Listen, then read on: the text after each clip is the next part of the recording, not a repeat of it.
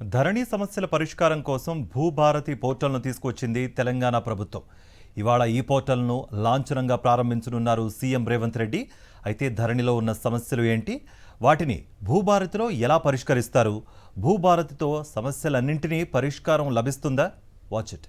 ధరణి పోర్టల్లో తలెత్తిన సమస్యలను పరిష్కరించడానికి భూభారతి పైలట్ ప్రాజెక్టును లాంచ్ చేయనుంది తెలంగాణ ప్రభుత్వం. శిల్పకళా వేదికలో సాయంత్రం 5 గంటలకు సీఎం రేవంత్ రెడ్డి ఈ పోర్టల్ను లాంచ్ చేయనున్నారు. భూభారతిని మొదట 3 మండలాల్లో పైలట్ ప్రాజెక్టుగా ప్రారంభించాలని రాష్ట్ర ప్రభుత్వం నిర్ణయించింది. ఈ మండలాలలో కలెక్టర్ల ఆధ్వర్యంలో ప్రజలు, రైతులకు అవగాహన కల్పించనున్నారు. వ్యవసాయ భూములకు సంబంధించిన సమస్యల పరిష్కారం, భూ లావాదేవీలకు సంబంధించిన సమాచారం రైతులకు, ప్రజలకు సులభంగా, వేగంగా అందుబాటులో ఉంచడం భూభారతి పోర్టల్ లక్ష్యమని ప్రభుత్వం చెబుతోంది.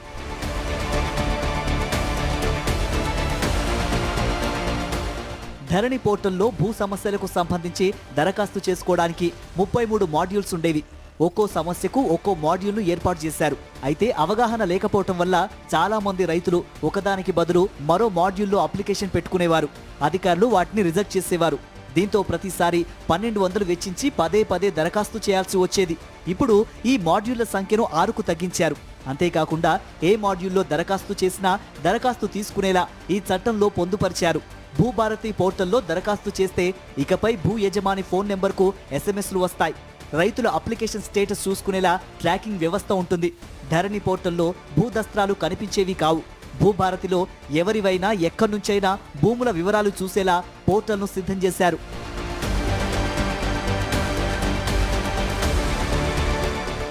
రెండు 2020కి ముందు 32 కాలంలతో పహానీ ఉండేది. అందులో భూ యజమాని పేరు, భూ ఖాతా, సర్వే నెంబర్ ఇలా 32 కాలమ్స్ ఉండేవి. ధరణి పోర్టల్ ద్వారా రైతు పేరు మాత్రమే ఉండేలా పహానీని అమలు చేసింది. ఈ క్రమంలో భూముల వివరాల లభ్యత లేక రైతులు ఇబ్బందులు పడేవారు. ప్రస్తుత అవసరాలకు తగినట్లుగా భూభారతిలో 11 కాలంలతో కొత్త పహానీని ఏర్పాటు చేశారు. ఎంఆర్ఓ స్థాయిలో భూ సమస్య పరిష్కారం కాకపోతే ఆ పైన ఆర్డీఓకు, అక్కడి నుంచి కలెక్టర్కు అప్పీల్ చేసుకోవచ్చు. కలెక్టర్ ఇచ్చే ఉత్తర్వులతో విభేదిస్తే 30 రోజుల్లో భూ పరిపాలనా ట్రిబ్యునల్లో సవాల్ చేసుకునే వెసులుబాటు ఉంటుంది. లీగల్ ఇష్యూస్ పరిష్కారానికి ల్యాండ్ ట్రిబ్యునల్స్ సైతం ఏర్పాటు చేస్తారు. భూ పరిపాలనా ట్రిబ్యునల్ కమిషన్ను ప్రభుత్వం నియమిస్తుంది. భూ సమస్యల విషయంలో రైతులకు న్యాయ సలహాలు, సూచనలు ఇచ్చేందుకు సర్కారు మండల స్థాయిలో వాలంటీర్లను ఏర్పాటు చేయనుంది. పేదలకు పైసా ఖర్చు లేకుండా ఉచితంగా న్యాయ సలహాలు అందిస్తారు.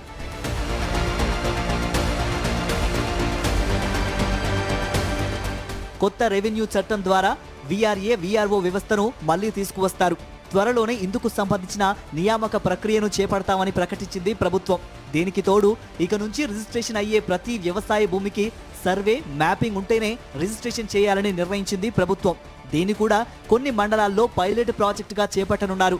దీని ద్వారా భవిష్యత్తులో 100% భూమి సర్వే పూర్తవుతుందనేది ప్రభుత్వం ఆలోచన. ధరణితో పరిష్కారం కాని సమస్యలు భూభారతితో ఏ మేరకు తీరుతాయనేది చూడాలి.